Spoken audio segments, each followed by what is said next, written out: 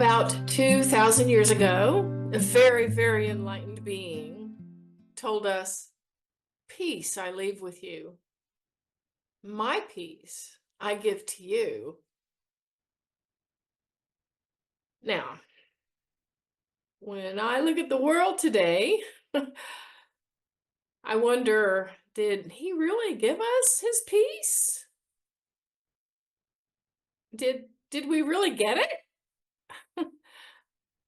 And if we did, what did we do with it? Because our world today, it doesn't look like peace. Of course, there are wars, multiple wars across the globe, escalations across the globe, even in our own country, especially with the election looming, there's conflict, there's division, there are arguments. It doesn't look like peace. So if we got it, what did we do with it? Maybe maybe we just need to pray more for peace. Well, when I think about that, I think of all the multitude of prayers that have happened in the last 2,000 years for peace. I mean, certainly, I'm very sincere prayers. Certainly, if prayers would have done it, we could have had peace by now, right? Or maybe we're just not praying the right way for peace. Sometimes I think when we pray for peace, we actually have our minds centered on the conflict. We're thinking about the conflict. So if we're in that prayerful state with that, then perhaps conflict is what we're generating instead of peace with our prayers. And then another thing I heard, I don't remember who said this, but they said, well, if you're praying for peace, you're really praying for war because peace follows war. Now, I'm not really sure about that one. I'm not really sure that peace follows war because I think that sometimes when a war is over, you've got people that just compromise and they give in based on their own self-interests and they may agree to something, but there may still be unforgiveness in their heart. They're not really at peace about what has transpired. Hmm. So Emmett Fox, excuse me, in the Sermon on the Mount, he talks about the Beatitude where Jesus said, "Blessed are the peacemakers. Blessed are those who make peace." And what Fox says is that now Jesus wasn't really talking about those who pull people together and try to make peace with them. He said, being that kind of a peacemaker, it's exceedingly difficult. And usually, a lot of times, by interfering with other people's arguments, other people's disagreements, it's really a lot easier to make things worse. So, even when we're trying to bring peace, sometimes our own insertion into it doesn't really do it. And Fox also reminds us his personal opinion is almost certain to enter into your efforts. And personal opinion is exceedingly likely to be wrong. Ugh. That truth that zings a little, right? That our personal opinion is exceedingly likely to be wrong. Because a lot of times when we're trying to bring people together, we think we know how it should go. And so we've got our opinion about what side is right. We just want to move the other person to the right side. That's a lot of times that's how we feel when we're trying to make peace with others. But that's not actually making peace, is it? So it looks like we don't really have the peace that Jesus offered, and it looks like prayers may not necessarily bring peace, and then our peacemaking efforts aren't really that good all the time. So, well, how are we going to put all together? If we go back to what Jesus said, after he said, "My peace I leave with you," he said, "Not as the world gives, do I give." Ah. So this is a clue that the peace that he was talking about is not necessarily what we see in the outer realm, in the world of effects. So that could mean that what we see out there looks like war, is war, but peace is still present. So how can that be? I like to get to the fundamentals of things. And at the fundamental essence of all of life, there is this one energy, this one consciousness, this one presence. And within this presence, friction is natural. And you might say, oh, but I thought it's just nothing but peace and everything being smooth and everybody getting along.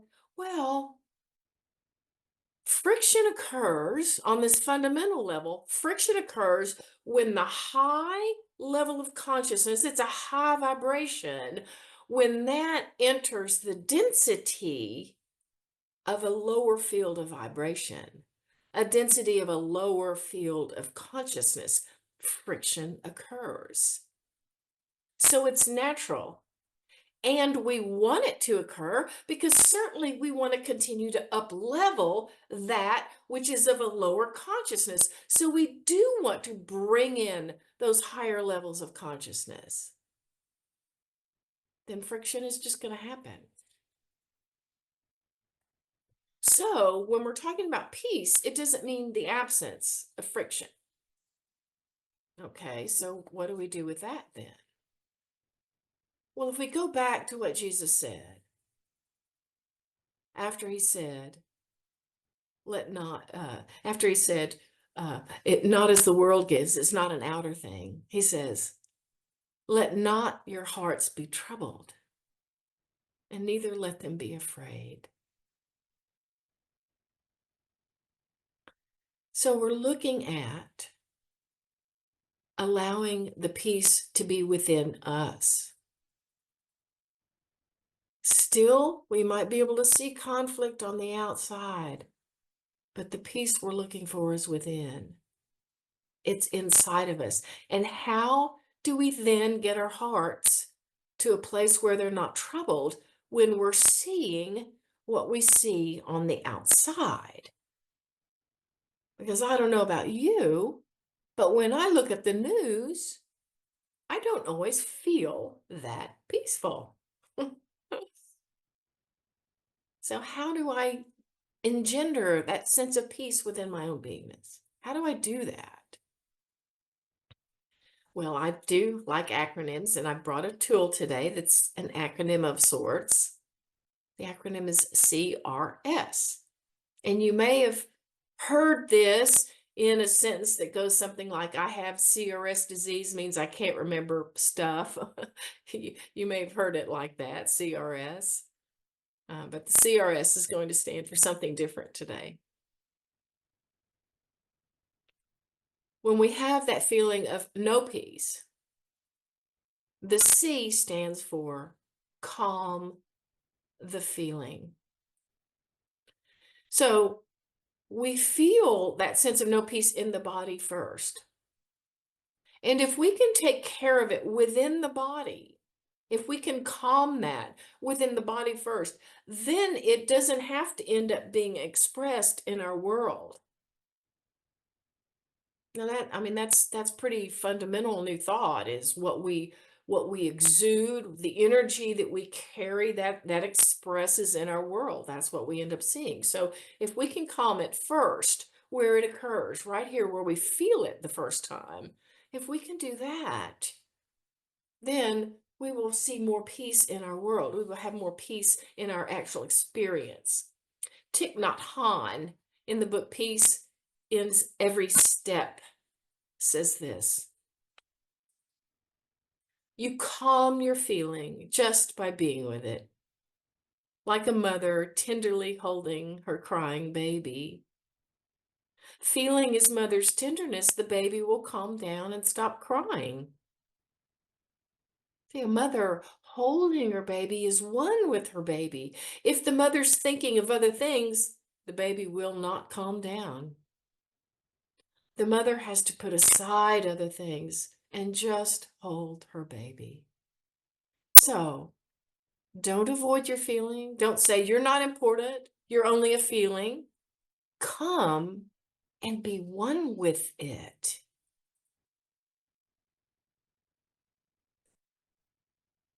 See, if we can just allow the feeling without resistance, without pressure, without dismissing, if we can allow it, the feeling will come and it will go. Now, by allowing it, I don't mean letting the mind take hold, because the mind will want to take hold of that feeling and say, you're right about this. You were right about this the last time it happened. And the last time you saw this, you were right about this, and you're going to be right about it the next time. And see, all of these things out here are actually supporting that you're right about this feeling. And that's why you have it. See, that's what the mind does. But if we don't allow the mind to do that, if we just hold the feeling, love the feeling, it will pass. It will pass. And we won't be digging those ruts in our minds like we do so often. If we can allow the presence of love to um, transmute that feeling, it easily does that. And then once that happens, if we can just simply breathe that in and through our body, we can expand the energy of that released element. We can expand that within all of our feeling nature. Calm the feeling. Calm it. We don't have to have those feelings of no peace. There's no peace. So that's the C. We don't reject it. We don't overpower it. We just love it into transformation. Now, the R in CRS stands for release judgment. And we talk a lot about this, about releasing judgment. But once again, judgment is something made up by the mind. It's made up. Spirit does not judge. Spirit is. Remember, I am that I am. It just is. It has no opinion. It doesn't think that there's good and there's bad out here and have to conquer the bad. It just is. Spirit says, I am, and I am everything, and I have created everything, and I am in everything, and everything is an expression of me. It just is. It just is. See, this is, I think, in my opinion, one of the worst things that some traditional religions have done has been to tell us that God loves some people but not other people, and that if you're good enough, you can get in God's good graces, but those other people never will, and therefore this big division gets put, and there's this kind of angst about, oh, am I going to be good? Am I going to be loved by God? And all of this leads to such a huge belief in separation and a us versus them. And none of that is real. All of that is made up by the mind and the mind's judgments. Because in reality, that person over there who may be a different political persuasion than I, they are just as much God as I am. Just as much. Just as much. Only 100%.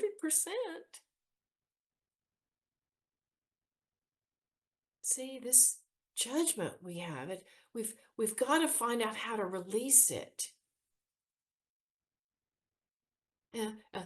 We've got to see the presence in a different way, in a more neutral way. Emerson said, it is the finite alone that is wrought and suffered. The infinite lies stretched in smiling repose. The infinite loves. It is the presence of love. It doesn't judge. Now, a lot of times we might say, well, okay, I get that I'm not supposed to judge, but when I see some person harming another person, what do I do with that? That's a good question, isn't it? Well, if we're not going to judge, we can't say, "Oh, that's a bad person. They don't have God in them," because they have, right, 100%. So somehow we have to get to an understanding that perhaps they're just not conscious. Perhaps they're just not integrated. Um, Forgive them, they know not what they do. It's just a matter of not necessarily knowing. See, if I can see another person that way, then I can still hold love in my heart. I can still I can still hold them in my heart, because I cannot judge and love at the same time. And if I'm holding anyone outside of my heart, then I'm holding a piece of myself outside of my heart. And I'm saying there is not just one presence, but we know that there is one presence, and that we are whole, and that the other person is whole. They just may be paying attention to the mind instead of the inner self, like Ernest Holmes talked about in the reading today, that inner quiet calm. And we ourselves often are paying attention to the mind as well, aren't we? Every time we judge, we are. I remember years ago when it dawned on me, oh my gosh, I'm judging my some of my family who has this religion, saying they're so judging. You get it? I was doing the same thing. So we just have to drop that, because we can't hold anyone outside of our heart and have peace. So release judgment. That's the R.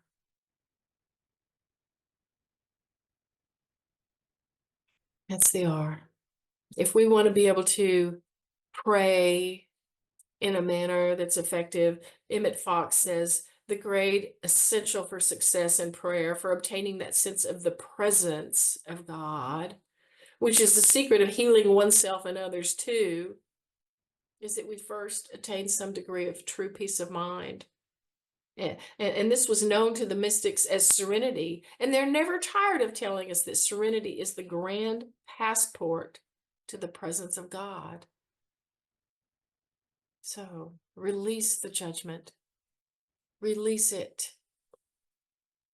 That's the R in CRS. The S, now this is after we've calmed the feeling, then we've released the judgment. Here comes the S. It's see peace. See it. A Course in Miracles, lesson number 34 says that we're to repeat this thing. I could see peace instead of this. So it's just a matter of perception. It's perception. It goes on to say the idea for today begins to describe the conditions that prevail in another way of seeing. Peace of mind is clearly an internal matter. It must begin with your own thoughts and then extend outward. It's from your peace of mind that a peaceful perception of the world arises. They say it's an inside job, right? Hmm. I could see peace instead of this conflict that I'm seeing, instead of this disagreement that I'm seeing, instead of these people being wrong. I could see peace. I could see peace in all of it.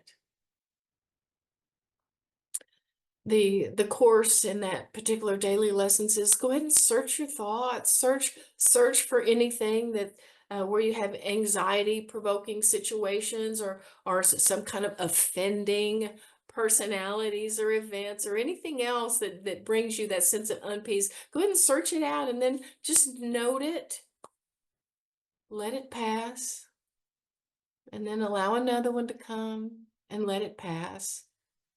And when it comes, just say, I could see peace instead of this.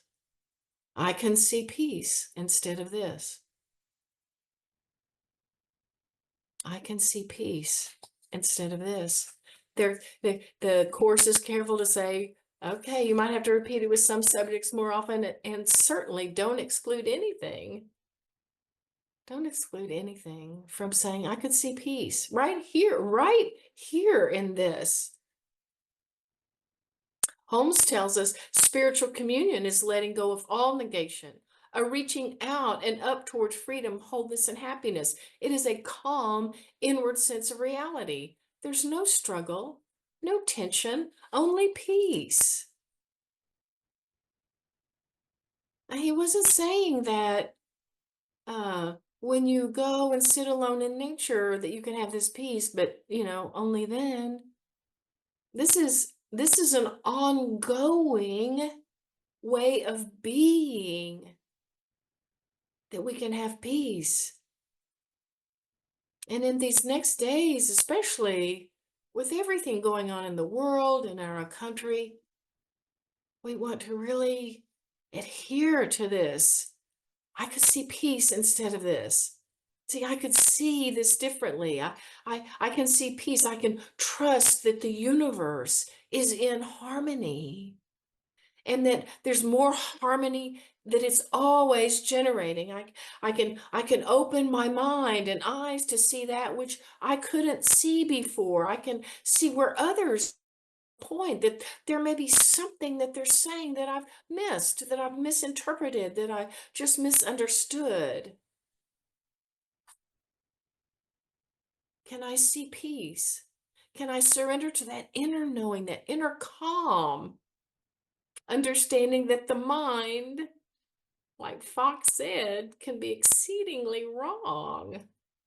The mind sees from a lower perspective. It always does. Can I see peace? Peace it's standing calm, standing strong in the face of friction, knowing that friction's natural and that everything is forming. It's peace it's doing the work of grounding and integrating and seeing where within my own being there might be conflicts that I need to build circuits and clear and bring peace to. It's reaching out with love to those who maybe people that I never before thought I would have anything to do with. Peace is extending kindness, perhaps to someone that I've held outside of my heart. That's bringing the pieces together. You see, I think we all want peace. All of us want peace. It's just that what I think of peace may be different than what you think of peace. How I think my peace looks may be different than how you think. And how are we going to bring those together? We can't say, okay, they have to look exactly the same, because that's not the way of nature. That's not the way we're made. So it's not about making sure it all looks the same. It's about having that inside, that internal knowingness of peace within each one of us individually. That is how we bring about peace in the outer world.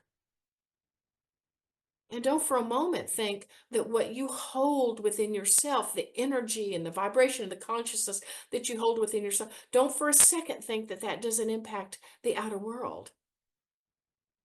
It can impact something all the way across the globe. So it is an inside job. That's how we bring them together, to hold all of them in our heart with love for all of them, calming any feeling of no peace, releasing judgment, and seeing peace. So let's just move into our treatment, our prayer treatment. As I breathe deeply, I come to that sense of the presence. And I'm grateful. I'm so grateful to be aware that there is this essence of life that is always for us, and it's for everyone. And it's always bringing light and love and more love and harmony and more harmony and peace, absolute peace. And therefore, since this is its nature, it must be my nature. And so it is mine simply to express that, to allow it, to unfold. And I do so, letting the mind calm itself, releasing anything that does not adhere to what I know to be true. We know the presence is fully present in every situation. That peace is an absolute certainty. That peace is an absolute presence in every single square inch and centimeter of the universe. It is present. We must simply recognize it. And so we open our eyes.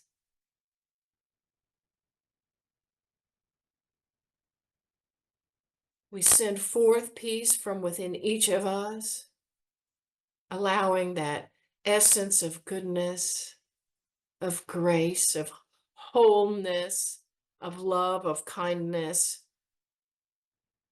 allowing it to go before us and behind us and to the left and to the right and above and below. We walk in peace, seeing peace, being peace. This is expressing the presence. We do so joyfully, gratefully, willingly. And in this awareness, we begin to see peace on a much larger scale. I'm so grateful for these awarenesses, to know these truths, to see them express in full expression. So we release this into that law of goodness and grace and peace and say, and so it is. Amen.